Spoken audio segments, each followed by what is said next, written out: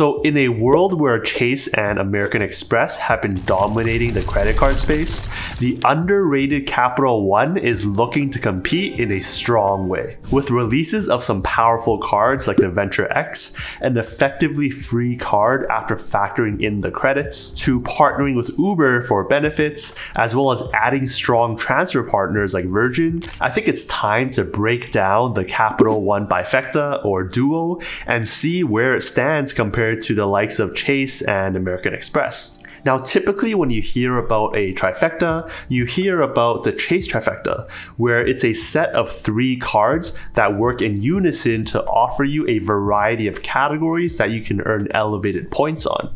For example, on the popular Chase trifecta, you're getting 1.5 times points on all of your spend on the Freedom Unlimited, a rotating 5 times points for different categories on the Freedom Flex, and then 2 times on travel or 3 times on dining, as well as unlocking more value for all of your Chase points through a card like the Chase Sapphire Preferred. And together across those 3 cards, you're only paying a total of $95 in annual fees, which can further be offset by the $50 yearly hotel credit, as well as benefits and credits across Lyft, DoorDash, Instacart, and GoPuff. And so depending on your spending or how you use all of these credits, you can very easily come out on top. Now, those cards are amazing, but we gotta look at the competition to see where we can get just as good or even better value. And having more options lets you spread out your cards to comply with rules like the Chase 524. And on the Capital One side, it's actually only 2 cards, which in many ways can give you way more than the Chase trifecta. First up, there's the Capital One Venture X card, which is probably the card that put Capital One on the map to compete for one of the best premium credit cards out there. Because unlike the American Express Platinum card, the Venture X has 2 easy to use credits to help offset the $395 annual fee. First, you'll get an annual $300 credit when you're booking travel through the Capital One travel portal. Now, portals can sometimes charge different prices compared to third-party sites like Expedia or direct with a hotel or airline.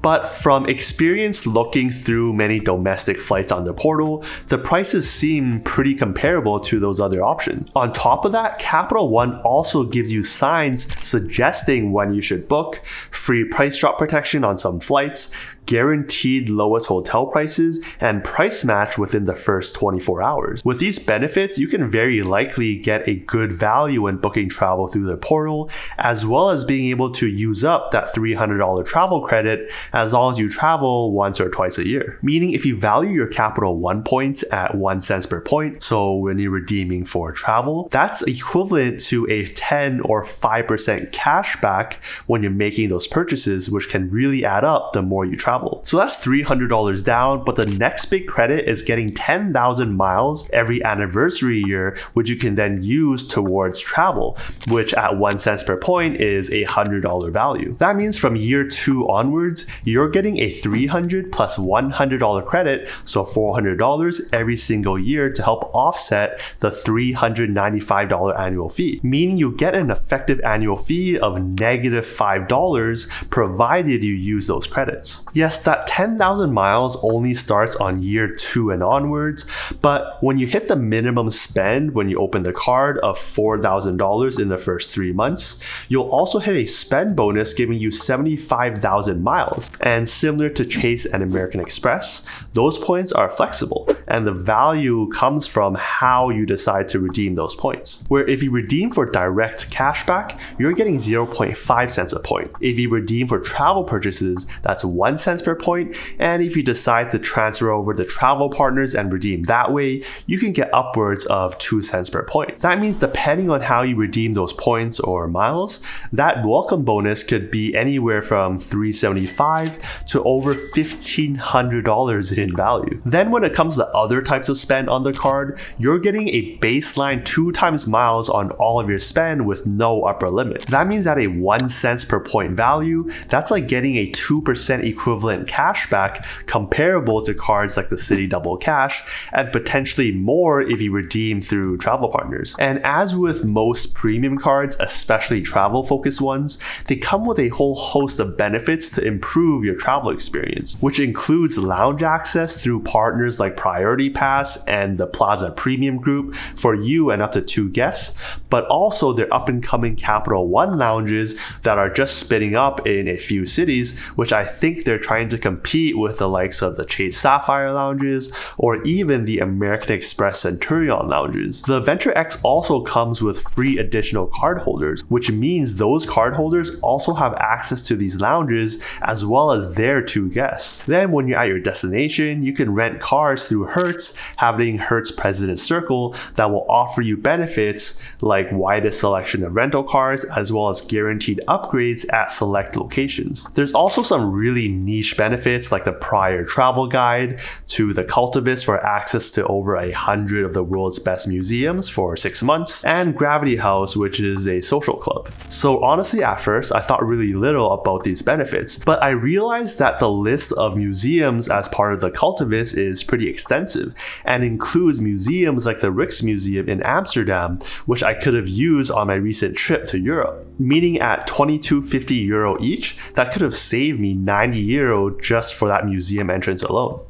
I guess that's a lesson to all of us really, to really understand all the perks that comes with your card. So that's the Venture X, a feature-packed card with a ton of benefits that will cost you an effective negative $5 a year to keep open, which is already an awesome standalone card, but can really be powered up through the second card of the Bifecta, the Capital One Savor 1 card. And yes, even though it's a Savor card that gives you cash back, you can actually convert that cash back through to the Venture Miles at a 1% cash back to 1 cent per point rate. And that's where the power of the Bifecta comes in, where similar to Chase and American Express, you can combine your points all together. But in this case, it may even be better than that. Because on the Savor 1, it's a no annual fee card that will offer you 3%, or in this case 3 times miles, on spend across plenty of useful categories, including dining, entertainment, popular streaming services, and grocery stores,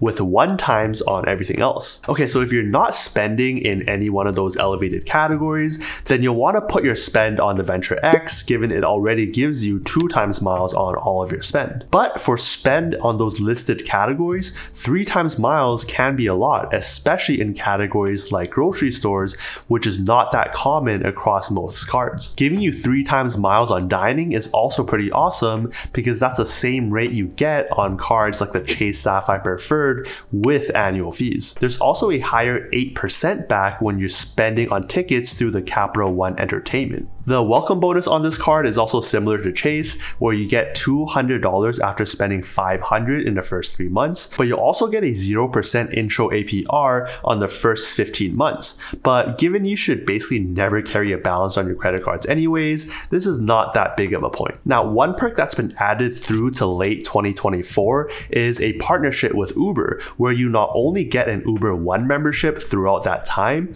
but you'll also get 10% back when you're spending on Uber or Uber Eats. Given the 1 year of Uber One from my American Express Platinum card ran out, I've been reverting to solely using DoorDash because I get Dash Pass through my Chase Sapphire Preferred. Given I use Uber and Uber Eats a lot already, this can be a pretty major bonus. Given Uber One already costs $10 a month, so $120 per year, at least through to late 2024. Now, if you spend even more on dining, you could consider the upgraded version of this card, the Capital One Savor. It does cost $95 a year, but it will give you back 4% or 4 times miles on categories like dining, entertainment, and streaming, as well as a higher $300 bonus when you hit an even higher $3,000 limit in the first 3 months. Personally, for an extra 1 point on a few of these categories, I don't think it's really worth it. Because at a value of 1 cent per mile, in order to make up the $95 annual fee, you'll need to spend $9,500 on dining to make that happen. At that point, you may as well put that spend on other cards hitting other welcome bonuses. So between the two cards, you're earning a minimum of 2 times miles on all of your spend and 3 times miles on several categories that are quite common. And of course, 5 or 10 times miles when you're booking certain travel through the Capital One portal. There are a lot of similarities to the Chase Trifecta setup, just with a more basic 2-card setup on Capital One. So here's a quick chart showing the different multipliers across different categories for setups like the 2 versions of the Chase Trifecta, as well as the Capital One Bifecta. As you can see here, other than the drugstores and rotating categories, the Capital One setup beats out the basic Chase Trifecta, especially in major categories like the overall everything else spend, as well as general grocery stores, not just online. Even if we add in the more expensive Chase Trifecta, it only beats out the Capital One setup by 1 point in general travel and more points in Chase dining, yet still loses in key categories like the everything else category. Now, of course, each setup has its own different perks and benefits, but that chart purely looks at the spending multipliers. And speaking of points and miles, there is something to be said about values of different currencies. To be honest, I still think Chase points are superior because you get a baseline 1 cent per point for cashback compared to Capital One giving you 0.5 cents per point, as well as Chase points being worth 1.25 or 1.5 cents per point when you're redeeming for travel through the portal, depending on which Sapphire card you have. But if you're planning on transferring points to partners anyways, then the difference isn't as large. I would say the Chase list is more complete with the also popular World of Hyatt redemptions, which can very easily get you 2 to 4 cents per point with decent availability. But Capital One is not that far behind, adding some valuable partners like Virgin in the last year or two. At the very least, even if you value Capital One points lower than Chase points, given an equal or higher earning on the Capital One cards, it more or less evens out. And more options for strong cards is always great for us consumers. But there are a few things I think Capital One can do to even better compete with the likes of Chase and American Express. For example, even the new Built card has the World of Hyatt as a partner, and so maybe it's possible on the Capital One too. Second, they could have more co-branded cards with different hotels and airlines and steal thunder from cards like the Marriott Bonvoy Brilliant or the Hilton Aspire cards. And third, maybe they can get longer contracts with Uber and make it more of a permanent benefit on their Capital One cards. That would be amazing. That said, it's great to have a wider variety of cards to choose from when you're deciding which card to get next. And so to learn more about other amazing card setups, go on and check out this video about the Chase and American Express trifectas. I'll see you over there.